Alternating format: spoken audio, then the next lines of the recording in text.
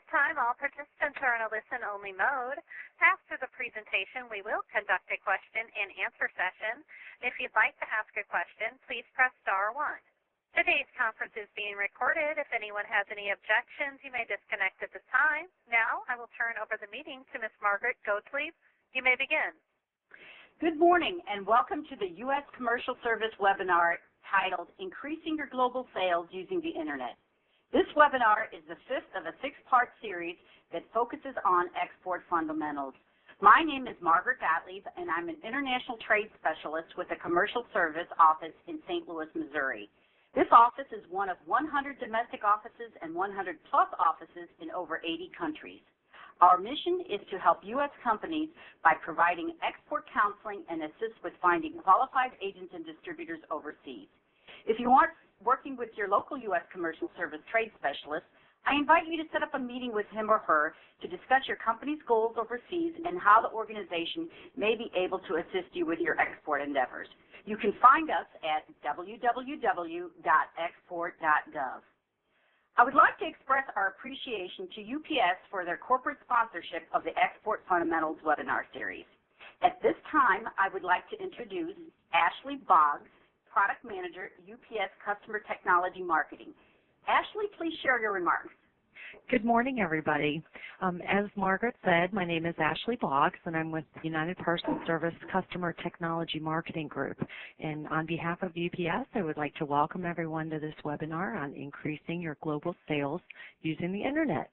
One of the reasons UPS is excited to be a partner with the U.S. Commercial Service is our shared history of assisting customers to navigate international trade and assisting them in developing or enhancing programs that have increased their export business. And while we recognize the many complexities of international trade, we're also keenly aware of the increased opportunities for business growth global markets offer. Today's webinar involves growing your global sales using the Internet. As many of you know, the Internet is the foreground of business and allows your business to compete with others around the world. This can provide enormous opportunities for your business, but it also increases the level of competition for your goods and services. To give you some perspective on how UPS uses the Internet to grow our business, I'm going to share some facts with you about UPS.com, our corporate website. UPS's award-winning website launched in 1994. It is now available in 107 countries and 32 languages. There's an average of 18.5 million page views on UPS.com daily, with 26.2 million on a peak day, normally around Christmas time. There are 22.7 million tracking requests per business day, with 35.6 million on a peak day. That's a lot of views. UPS's web channel continues to grow at double-digit rates, and it's no wonder, considering some information about the habits of average shoppers today. In the 2008 holiday season, Black Friday saw $534 million in online retail spending. That was up just 1% from 2007, which is reduced from 2006. 80% of our Internet users, almost 133 million people today, will do some of their holiday shopping online. That's up 50% from 2007. And by 2012, the number of online buyers, people actually making a purchase on the Internet, is going to increase by 30.3 million people, bringing the total to 141 million. That's 73.5% of Internet users. And from 2007 to 2012, the number of new online buyers in the U.S. will grow at a 5% average annual rate. It's clear that consumers are moving to the Internet in droves, and it's an important aspect for your business to compete. UPS has many tools available to assist all of your businesses, and as the leader in global transportation and logistics, UPS is committed to providing our customers the most advanced solutions for their global shipping needs. For example, only UPS offers the cutting-edge industry first, like our paperless invoice that's used for exporting without paper, and our new delivery intercept service that ensures you always have access to your packages, even when they're in transit. Combined with our wide-reaching international returns and our new live chat to help you along the way, UPS.com is making e-commerce easier than ever. And we do hope you find today's information very valuable to your business. We appreciate the opportunity to help you as you expand the global reach of your business.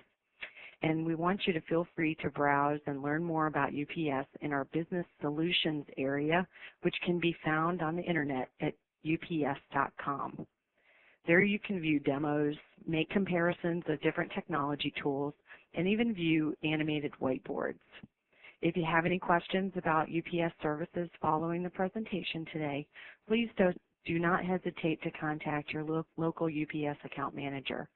And if you do not currently have a UPS account or you need additional assistance, you can contact Kathy Bennett in the UPS Marketing Department. Again, that's Kathy Bennett, Bennett, at CJ Bennett, which is CJBENNETT at UPS.com. Or you can call this number, and I'm going to give it to you twice. It's 612-378-3476. Again, that's 612-378-3476. Again, thank you for participating today, and I hope you enjoy the presentation. Thank you, Ashley. And now we'll have a quick polling question. And while you're answering the polling question, I'd like to apologize for the minor glitch that we've had in the twitching of the slides at the beginning of the presentation. And I would like to remind our presenters that if your cursor is anywhere near the changing of the slide arrows, they will change and everyone can see them. During the conference, though, having mentioned that, if anyone is experiencing technical difficulties, please press *0 and an operator will assist you. Also, at the top of your screen and slightly right, there is a feedback box. Please feel free to let us know if you need help, are having difficulties hearing, or would like the speaker to slow down. Looks like everyone has answered, and thank you so much for that poll. I'd like to now review the agenda. The purpose of today's webinar is to provide an overview of international search engine strategies and how these can increase international traffic and potential customers to your site. Today's webinar will be emailed to participants along with a link to the recorded audio portion, which will be available for approximately 30 days. This information will go out to you no later than Monday, hopefully by Friday. I also wanted to mention that there's a question and answer box. If you look towards the top of your screen, you will see a Q&A box. I'd like to encourage everyone to use the Q&A box at the top of your screen. We will answer questions at the end of the presentation. So don't be shy on the comments and questions. This will increase the amount of information sharing between everybody. Questions in the Q&A box will be anonymous. And now I'd like to begin today's presentation with our first speaker, Mr. Corey Simic. Corey is the Acting Director of the U.S. Commercial Service Office in St. Louis of the U.S. Department of Commerce, and he'll begin for us today. Corey.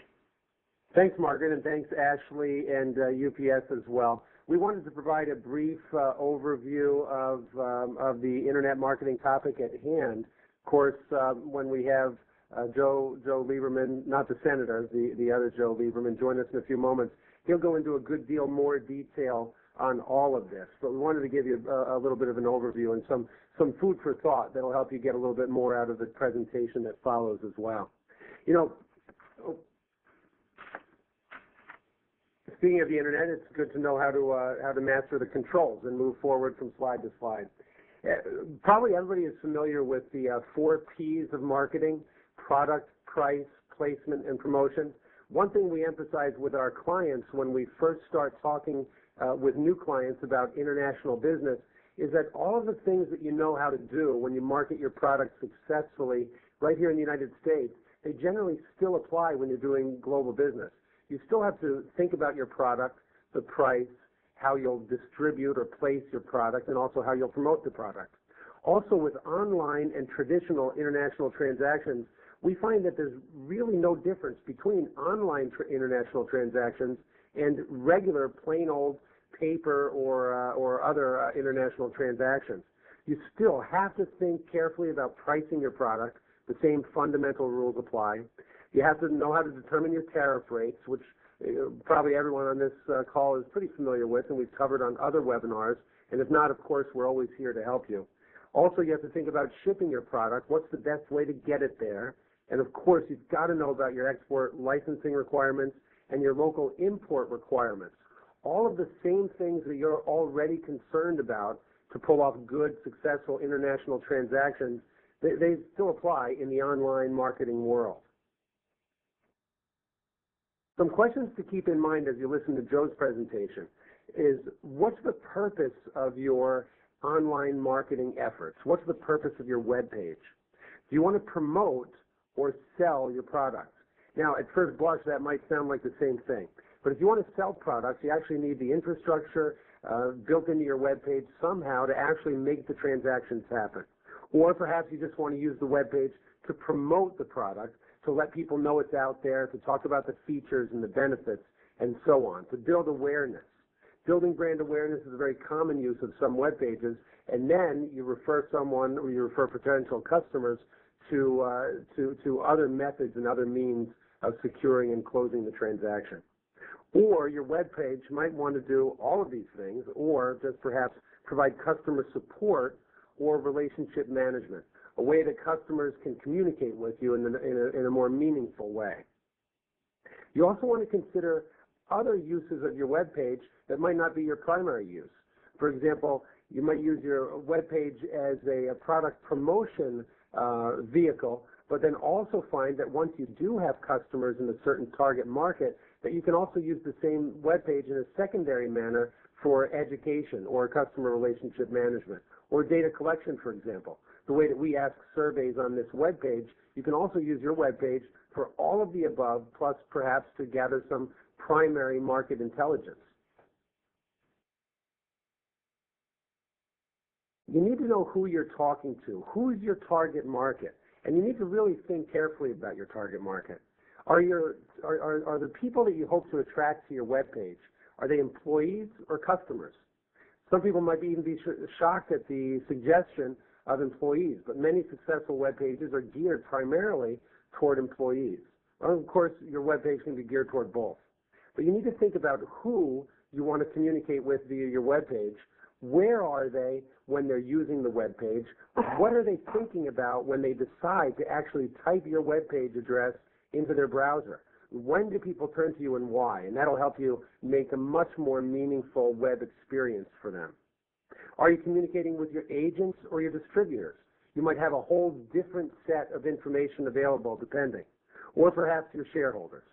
And of course, your web page can communicate with all of these different stakeholders in different ways. And I know Joe will go into a lot more detail about that.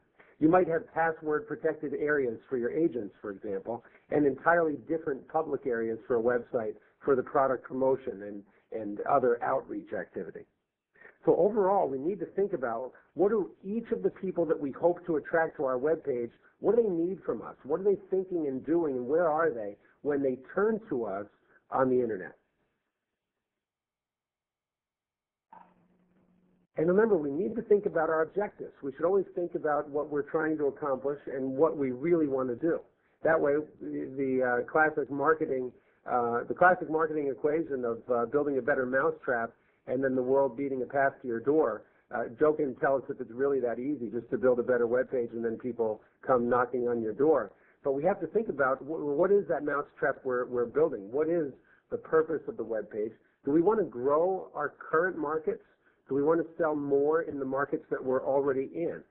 Or do we want to attract new markets, new customers in brand new foreign markets that we haven't done business before? And also we have to think of key markets in terms of their Internet use and their e-commerce use. For example, if you develop a web page because you want to target the market in Timbuktu, but if there aren't very many people online using the Internet in Timbuktu, that might not be a good combination there. So in sum, and to prepare for Joe's presentation in just a moment, we have to think about marketing in terms of what we want to accomplish. Think in terms of our key markets. Who are we targeting and where? And think about the extent of their Internet usage in those target markets. One example would be flash media, for example. We've all logged onto web pages and we're assaulted with some audio, or perhaps there's some really neat videos of a product, but perhaps our browser or our bandwidth isn't high-tech enough to handle that kind of media. So we have to think in terms of who's using the Internet, how are they using the Internet, and are they able to use all the rich features that we're used to. And remember, the Commercial Service has plenty of reports on all sorts of markets. We have Internet reports.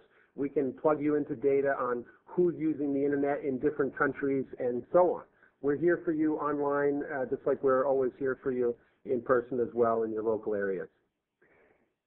Right now, I'll turn it back to Margaret so we can turn it over to our featured speaker for the day. Thank you, Corey. Now I'd like to introduce our featured speaker, Joe Lieberman, President and owner of SpiderTel, Inc. in Overland Park, Kansas. SpiderTel is an award-winning firm that has been providing web redesign, Internet, and marketing solutions since 1996. SpiderTel helps transform businesses by identifying and achieving their objectives through the power of the Internet, using proven marketing strategies, intuitive and functional programming, and highly acclaimed custom graphics. Joe has been recognized as an industry expert in the Kansas City area, is a former radio show host, and an author of many published articles. He has also taught many self-written classes on Internet marketing. I'd also like to mention that Mr. Alex Bach, Vice President of Internet Marketing of SpiderTel, will be available with Joe after the presentation for question and answers. Joe, thank you for taking the time to share your experience, and now you may begin. Well, thank you very much. I appreciate the opportunity to talk about international search engine marketing strategies. SpiderTel has been providing search marketing services as well as web design services since 1996. That's coming on 13 years, and we've seen a lot of transformation, as I'm sure many of the attendees on this webinar can understand. Search engine marketing has changed about 5 times, 360 degrees throughout the decade, and each time we learn that it comes down to the fundamentals of how you build your website, not trying to follow short-term tactics that we think the search engines are looking for today. And that's one of the points I'd like to drive home, and that is that international search engine marketing is very similar to how you would go about marketing your website here domestically. The search engines primarily are looking for high-quality websites that offer good content to consumers, to your stakeholders. And the key, as Corey mentioned in his short presentation, is really identifying and understanding who your audience is, what their interests are, and ensuring, excuse me, that your website is developed to meet those needs.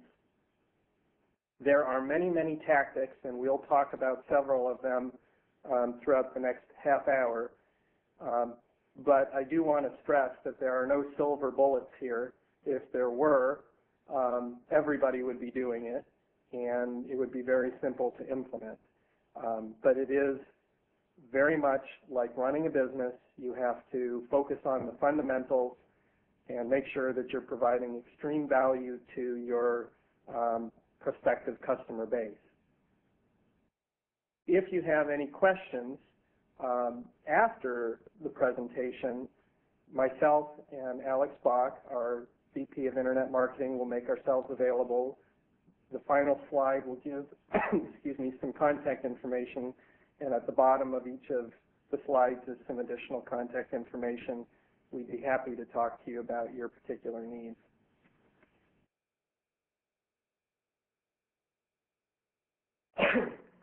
The opportunity here is vast, both domestically and internationally, and it's stated in this slide here. 70% of all searches are not performed in English. That's both for the United States domestic and the world. It really shows us that the web has transformed from being originated here in the United States to something that is utilized worldwide. Commerce is happening every day. We often get questions from clients. More and more, it's rare, but they will ask us whether their target audience is using the internet. And while it might have been an interesting question 7 years ago, today there's no doubt, there's no research needed, nothing is doubtful about it. Your customer base is using the internet. It crosses all demographics, all socioeconomic boundaries. Obviously, the countries have to have access to the internet provided, but people are relying on it more and more to conduct business, to do research, to find answers to their questions during whatever part of the purchase decision process they may be in. We're going to focus on 5 different areas. The first will be understanding the layout of search engines and how do you go about identifying who is popular, what search engines are being used in the particular countries that you might want to be targeting. This is obviously important because you want to be found in those particular search engines. Some of this may not be surprising, but we'll offer you some insight as to how to get additional information. Then we'll start talking about what you need to think about in terms of hosting. Excuse me, I have a cough I'm trying to get over here. About hosting your website. The location of your website and the domain name are very important considerations. Then we'll talk about how to optimize your website. There are 2 basic factors there. The on-site characteristics, those things that the search engines can read about you or your website. And the second part is how other websites are linking to you and what they say about you. Then we'll move on briefly to paid advertising opportunities. There are similar to what we have here in the United States for text advertising throughout the search engines, also known as pay-per-click. And finally, we'll talk briefly about web analytics. And at this time, I think we're going to move to the first poll. And the question here is, do you believe there is a significant demand for your products or services from international customers? And we'll let this run for a few seconds.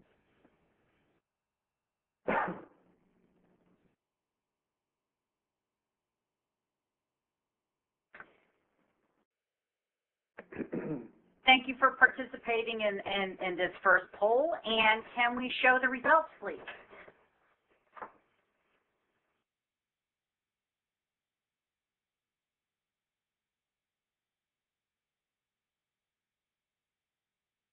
Looks like, obviously, 92% of you believe yes. That's a good thing. And we'll go on with Joe's presentation. Yeah. Okay. I think I'd be surprised to see different results, otherwise we wouldn't have attendees. Okay. Focusing on the search engines that we want to target.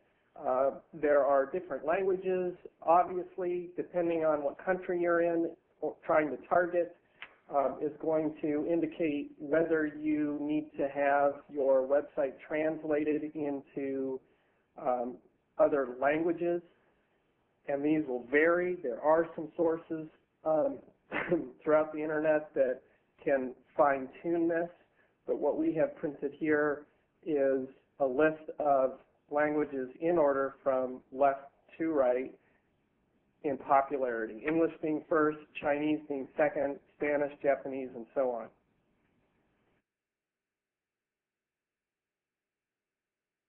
it is also important to note that your website can be found in a non-English search engine, depending on how the website is hosted and the location of that website.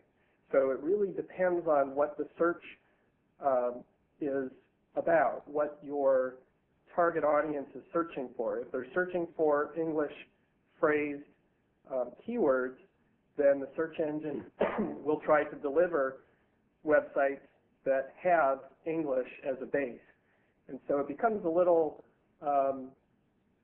difficult to anticipate whether you should have one language website or multiple language websites, and we will talk about that in a minute.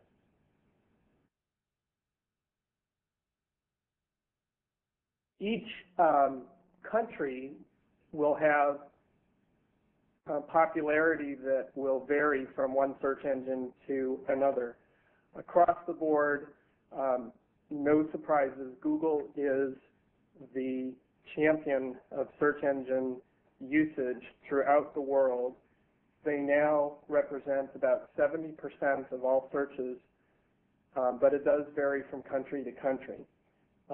For example, here, when you go into Russia, there's Yandex, which is a very popular search engine there, and I've listed a couple of others. In China, this represents about, Baidu represents about 70% of the traffic for searches in that country. So it will vary. There are sources of information. Some of it's free, and then other sources would be paid for. You can go to the two that are listed underneath the domestic search engines, searchenginecolossus.com and arnoldit.com, to get additional information about how people are searching in various countries. I will also mention that Yahoo is prevalent throughout the world. They just don't have the market share that Google does. There's a very comprehensive service by Market Share Hits, which is paid. I've noted the URL there at the bottom, and if you are so inclined, you can go in there and search by country and get very detailed information about what each country's search statistics are all about.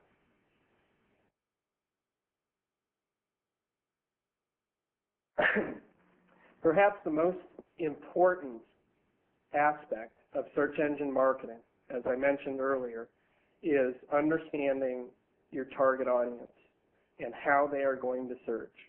Search marketers, of which we all are, oftentimes make the mistake that they understand how people will be looking for their products or services.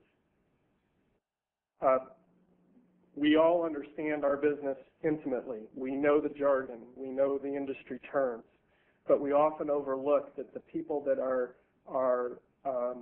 searching for our products and services, or in the market for them, excuse me, may not know those terms and may be thinking about how they're going to be using our products and services in a completely different context. They may not know that we exist. They may not know that our services are available, but they know that they have needs. And so really the most important thing you can do for yourself, whether it's domestic marketing or international marketing, is do research on how people are searching today as it's centered around your products and services, and not make any assumptions about how you think they might be searching. Oftentimes, we will start with a list of phrases that we anticipate people will be searching on. There's clearly some that are correct, but when we start doing the research, we will identify sometimes dozens and dozens of other phrase permutations that we were not aware of or not thinking of that people are actually using. And so you need to go to the source. You need to rely on how people have historically searched on you, on your products and services. And I have listed a couple of really good resources for international keyword research, and they're noted here. The first one is from WordTracker. WordTracker is a service that relies on aggregate information from users themselves, and they're accumulating this information not from one particular search engine, but from people across many different demographics and how they search. You enter in keywords that you think might be used by your target audience, and it will return suggestions based on what you have entered. And this will lead you in many different directions, oftentimes in tangents that you might not have anticipated, and really that's what you're looking for, the things that you haven't already considered. Google also has a tool that can be used for country-specific searching. Both sources will come up with different terms, and they will also come up with different amounts of usage that they would predict that your audience will use over a monthly period of time. In Google, you'll get two sources. One is they'll come back with a suggestion of lists of words. That's the second URL there. And the third URL will tell you what they would estimate would be the usage for those phrases that you are keying in. Just a note of caution here that you are really trying to get an indication of popularity of phrases, and it should not be taken as literal, the number or the count that you get back from either of these two tools. Our research and use of these tools over time tells us that they're very good at predicting what phrases will be popular, but not so much in terms of the accuracy of the count of those phrases. So it's important to get a relative perspective on what phrases are more popular than others and use some common judgment in terms of what you're going to optimize for. And if it's not obvious, the reason why you would find those phrases and make some determination on what phrases you want to support is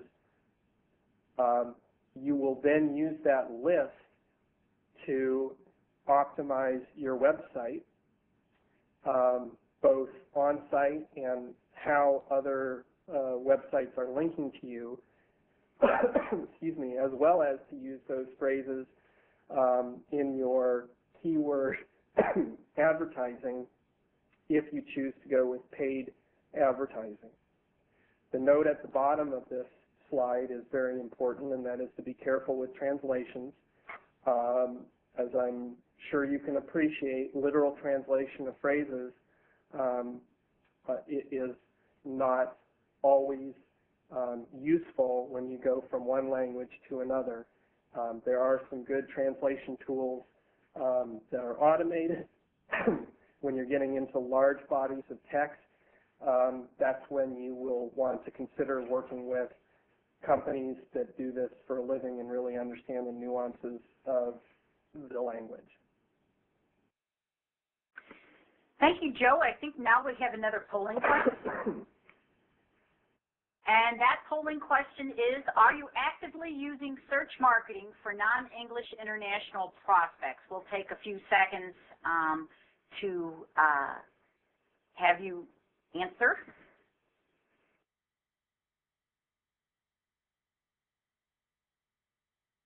Okay. And here are the results.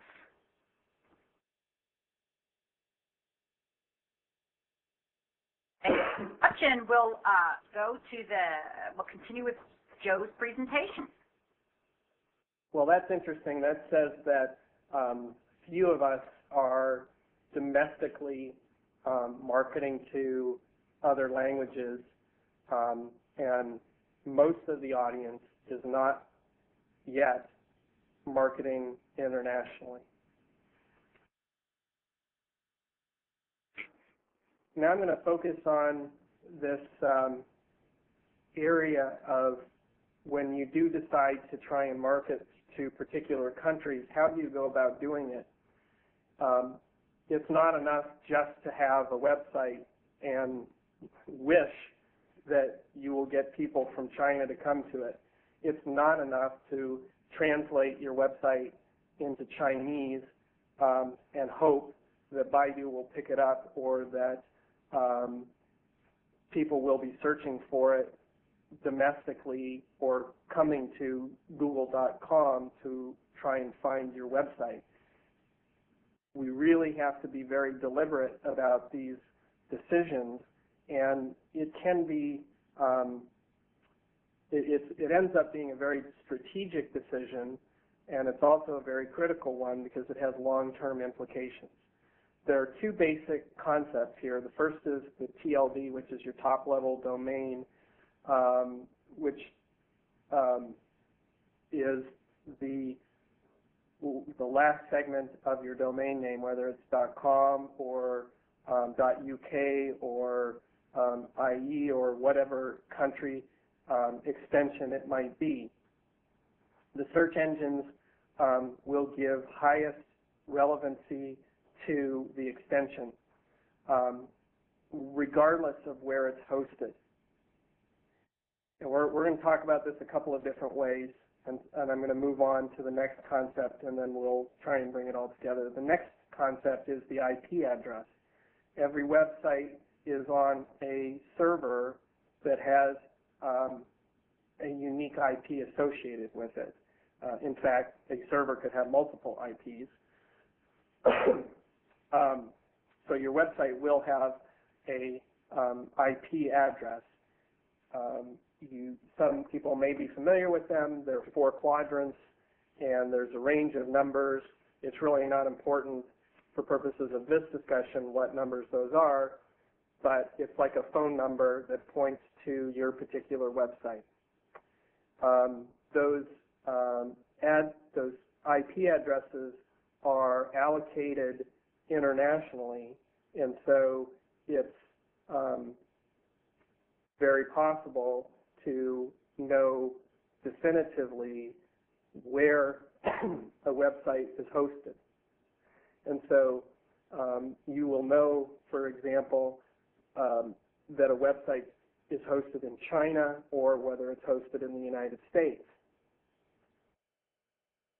The search engines can give preferential treatment to IP addresses if they so choose, depending on where your website is hosted.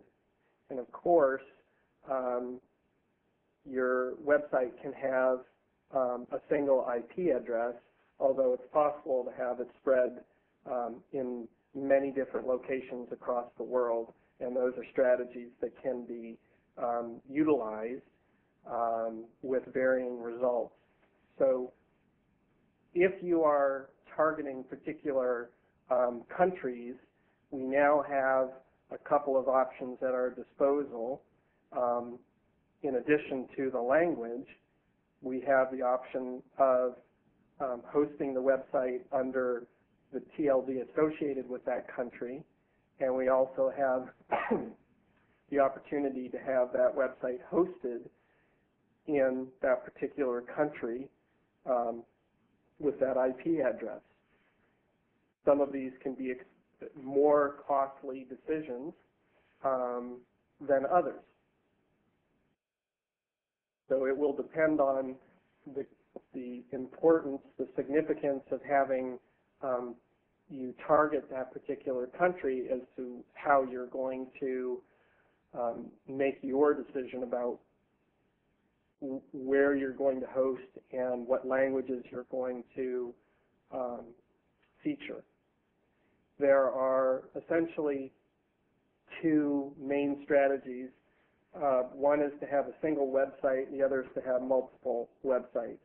If you have multiple websites, you now can host them in different locations with different TLDs and different IP addresses. We'll talk about this in a minute, but excuse me, I do apologize for my cough. You now have the opportunity to get inbound links from various websites that are targeted to that particular website. And I cannot stress how important that is. I'm jumping forward a little bit, but when you get into search engine optimization, there are basically two different categories. There's how you optimize the site and what the search engines read about it, the text essentially, and then there's what other websites are saying about you. It is becoming more and more important to have good quality inbound links from other websites. That's being used as a measure of how authoritative and relevant you are for particular phrases. So having websites located in different countries or with different TLDs makes those inbound links more relevant. You also can optimize for particular languages and particular phrases more easily if you are dealing with multiple websites versus single websites. Obviously, it's much more expensive to do it this way. Many companies choose to go with a single website, and it is still possible to have success, although clearly you have to choose one location, have one TLD, and one IP. Although this website could be replicated throughout the world, it becomes a little more complex because inbound links are still pointing to one domain name. It's possible to have a replicated website throughout the world on different IP addresses as well. This becomes a little more sophisticated, and for purposes of this discussion, we're just going to focus on a single site in one location. But regarding inbound links, if you have inbound links from various countries, they're still very, very important, but the aggregate of them becomes a little more diluted because they would be across the board as opposed to from one particular country, and the search engines will,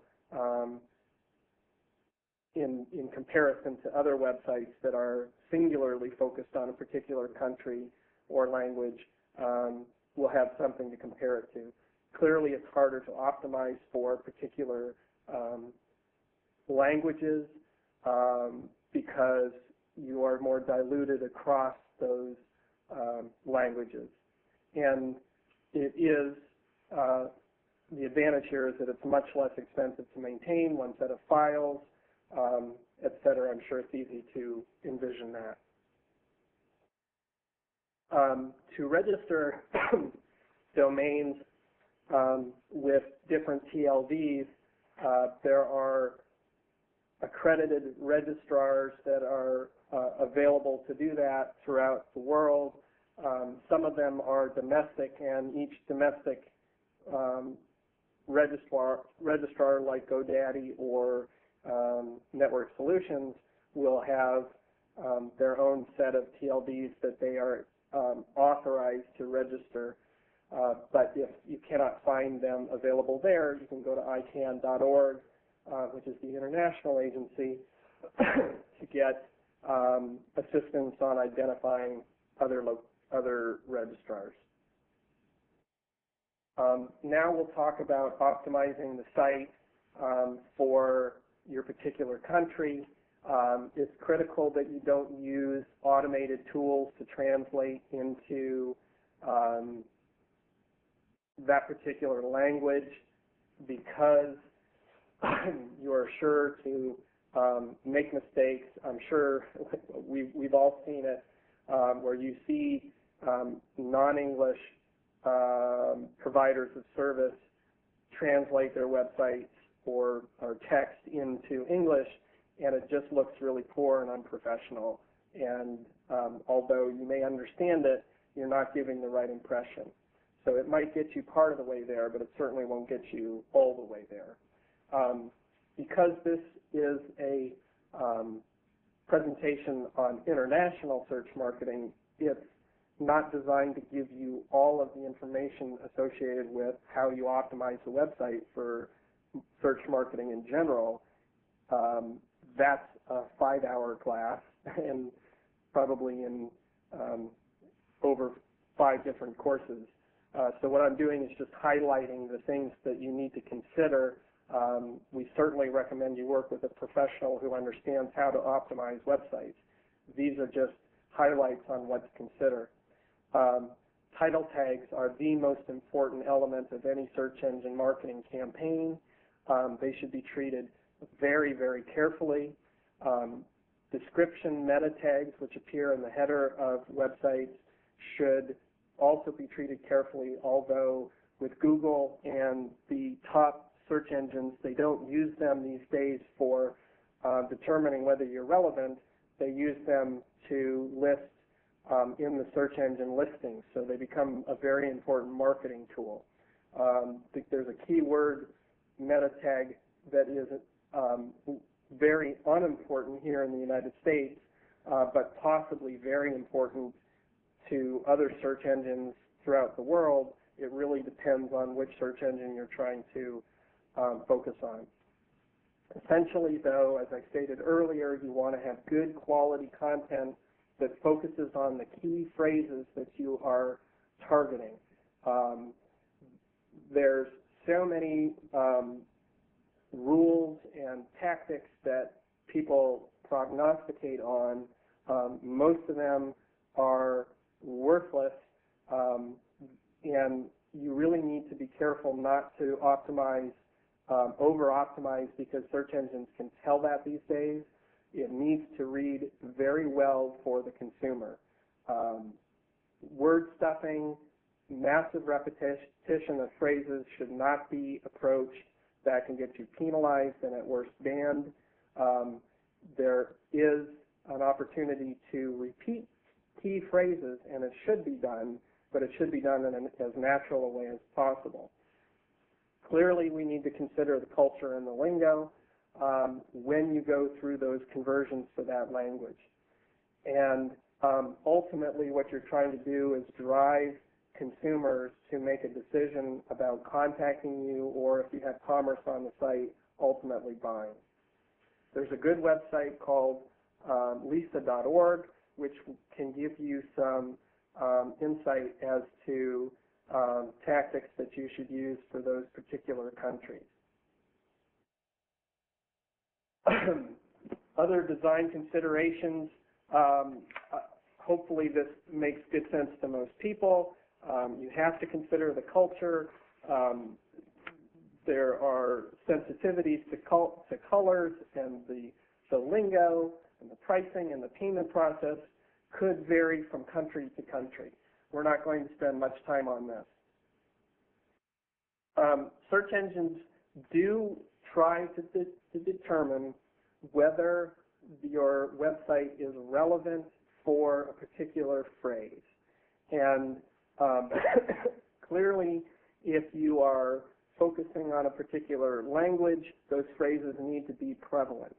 You might want to consider having dedicated pages focused on the phrases that you want to be found for. The more content the search engine can find related to those phrases, the better off you are. It's not unusual for us to develop unique pages focused specifically on the phrases that we want to be found for. You could also consider having phrases with the country, because some people may be searching for a particular phrase and add the country that they're in because they want to know that you provide service to that. You will not be penalized for using duplicate content if you have translated English to another language. That's not considered duplicate content. And for those of you that are wondering, if you have content that is duplicated in other websites, The search engines will not penalize the website that has the duplicate content, but they will make a decision about which website to use for that particular content. And this is the same if you have pages that have duplicate content within them. You won't be penalized, but one page will become more prevalent than another, so it becomes an important exercise to understand how you are driving people through your website. Landing pages are very critical. You might want to consider having landing pages focused on keywords plus the country that you want to be found for. It really depends on your research, how people have searched previously. Google has the ability for you to submit local addresses if you are located in particular parts of the world. There's a process to go through to submit your local address through Google and have it show up if people are searching on that particular locality, or they can identify what location they're searching from. And also, there is a tag that you can use that would appear in the header of your website to indicate what language you are having the page focus on. Then this is information that the search engines will read, and they can give preference to that, to your pages, knowing that that's what you're focusing on.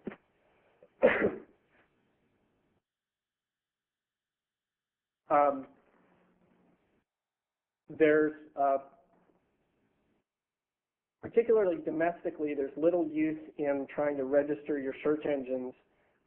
There may be search engines throughout the world where you have the opportunity to submit forms, submit your website to them, but more and more the major websites find your website and crawl through it.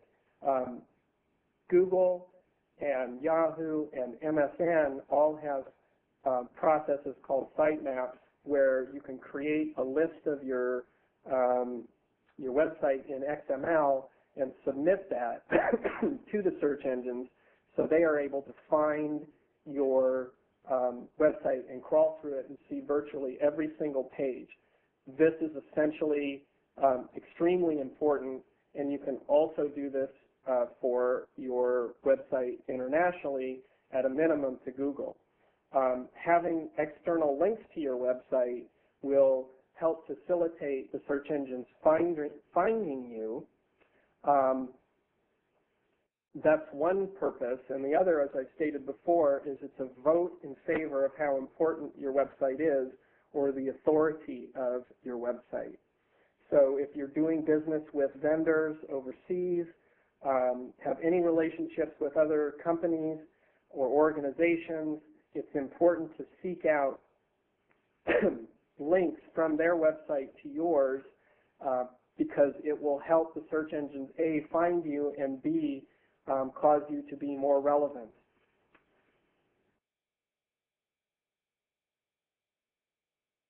As I said, we can go on and on. This is just covering the basics. For paid placement, fortunately, it's the world is much smaller. You can get your ads distributed through all of the same major channels plus one, as listed here, that you can do domestically through Google, Yahoo, and MSN. It's fairly straightforward to run, but requires a lot of sophistication in understanding your audience and budgeting and reducing your cost of click by having the highest quality ads that are out there. There's really no difference between how you would market in English domestically versus how you would do it internationally. You're just focused on different phrases, different terminology, different culture, etc. The tools are very similar, and in China in particular, Baidu would be the one search engine that you would want to utilize.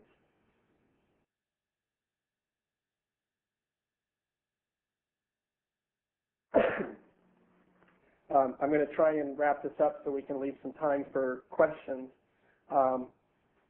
There are, in terms of web analytics, there's two different types. The first is based on the log files. The second is based on whether you're running a script from your web pages that send referral information to the system that's tracking.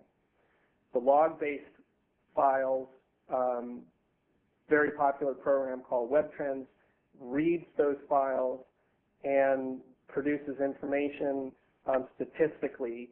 The others will produce information in a similar format to you. We've noted a couple, Piwik, which has a great tool. It's free to use, and Google Analytics, which is also free, allows a very robust set of information. The kinds of things that you can and should be looking at are how people have visited, how often, the countries, the geography, what page views. You are able to look through and find pathing information, how they have typically gone through your website, where they have exited, abandoned your pages, and how they are finding the website in the first place, what search engines are driving them there, what phrases they're using to key in to get to your website, and ultimately how they are converting. Some of these websites or search engine tools require some customization and back-end work to get very detailed information about return on investment, but it is possible to track how somebody came to your website, what search engine, what phrase, if it's an ad, how they clicked on that ad, ultimately what it cost you, and what it returned to you in terms of revenues and ultimately profit. All of this is possible today, and it's a real marketer's dream to be able to have all this information at your fingertips. I am going to wrap this up because I know the hour is fast approaching, and I want to leave at least a few minutes for question and answer. So we'll go to the last poll. Thank you, Joe. And the last polling question is, do you believe you can greatly increase your sales through improved international search marketing efforts? We'll take a few seconds to answer the question. And looks like we're going to show the results.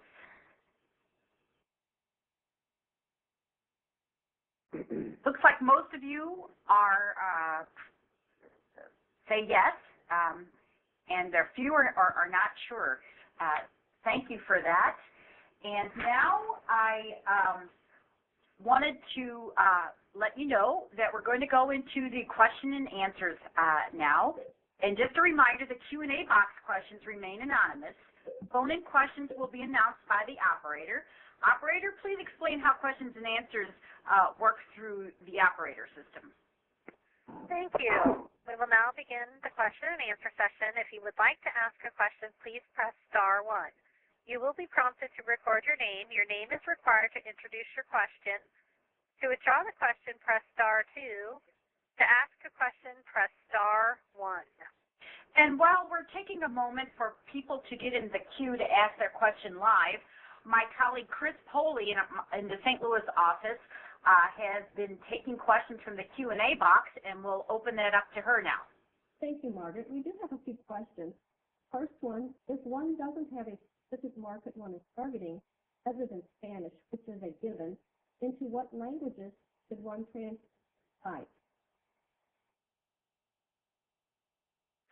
Could you please repeat that question? We had a little difficulty hearing you. Okay, I'm sorry.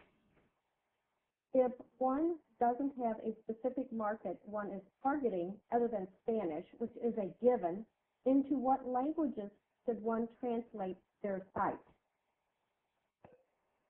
Was that better? Yes, that was. Okay, thanks. Okay, I think maybe the question is what countries should we be focusing on, because as I understood the question, it is given that we're going to want to focus on Spanish, and there may be some variations on the theme here, but as I'm interpreting it, this would be where would we want to focus if we have an audience that is Spanish speaking. At a minimum, we clearly want to translate it into Spanish, and then we have questions about whether we convert the site into one of the or more countries that would cater to the Spanish language. There would be many in Mexico, obviously. Overseas there are a couple.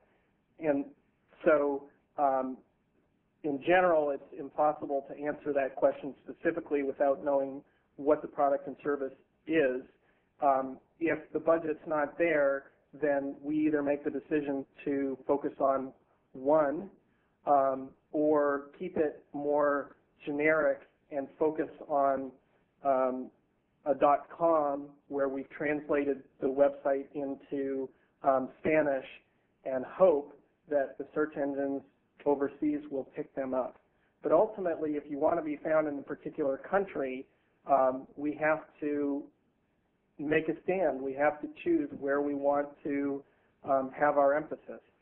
And that can be done by getting the TLDs and having the website hosted here domestically with that particular TLD, translated, of course, into Spanish. As I think about it, this might be one of the easier ones where you could have multiple TLDs for Spanish over the same website. And each of those countries then would see the same website. There wouldn't be any penalization, and you really would be optimizing for that particular language. Okay, thank you. We do have a second question. If one decides to maintain a single site and the company decides to translate that site in several languages and the site is a large one, should the company translate the whole site in each language or just the products and their features, the About Us and contact information? Well, it's a good question. Again, it will depend on who your audience is, how sophisticated they are. It's clear that English is a secondary language for many people across the world, so it may not be absolutely essential that the entire site is replicated. However, there are lots of models to look at. Depending on your industry, we may want to do some comparison benchmarking. For example, UPS, to see how they're treating it. The larger organizations are going to have completely unique websites, or rather sections of their websites that are standalone. But here's the most important element, and that is that the content on the website is rich enough that the search engines see you relevant for those phrases. So it may not be enough just to have a product database that is standalone for those particular languages, because if the site or the product displays may not have enough content within them that the search engines for those particular countries would see them as relevant. That's another aspect that we would look at. Thank you. At this time, operator, do you show any questions in the queue? Yes. Our first question comes from Joey Johnson. Your line's open. My name's Kelly. Is that who you're talking to? Are you talking to me? Yes. Okay, so my question is, if I'm not going to translate a website into another language, is there anything to be gained by putting metadata in, say, Spanish into the HTML code so that the Google Spider can see it?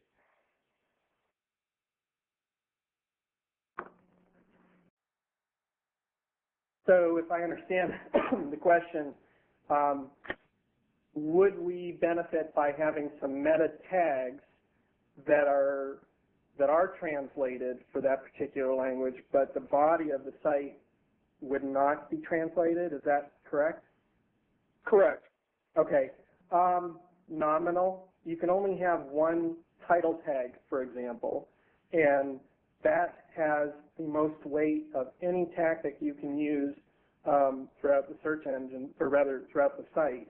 So you got to make a stand as to whether you're going to translate that or not. The search engines are increasingly smart, particularly Google, about knowing whether there's content on the page that is of that language or not. So it might give you a little opportunity, but probably so insignificant that it wouldn't help. Okay, thank you.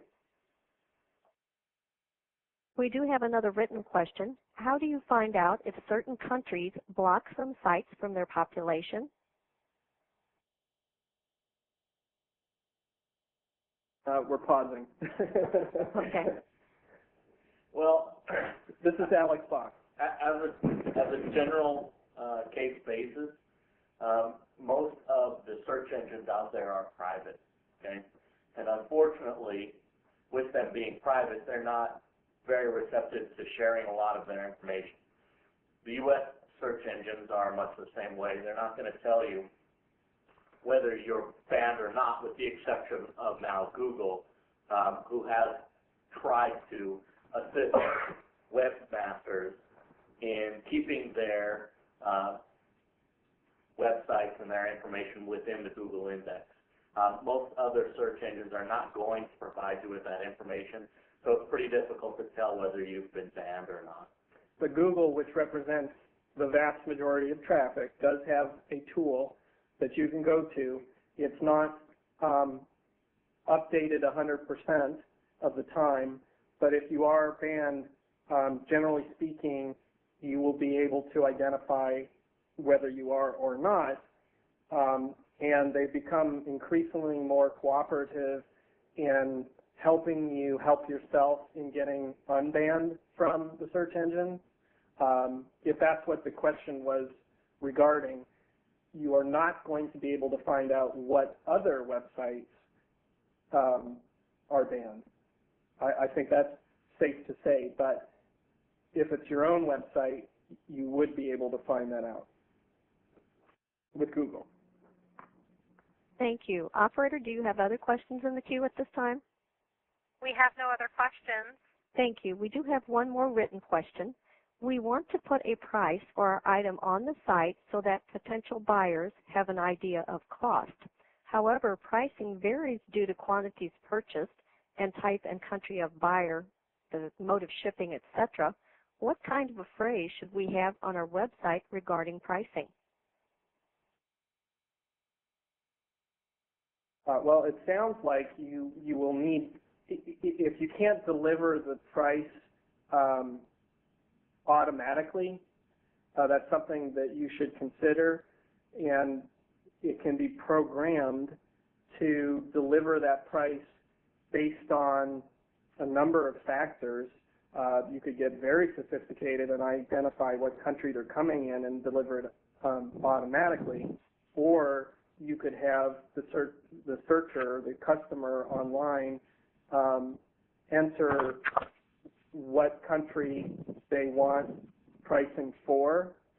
But very simply, statements around pricing will vary based on location and quantity.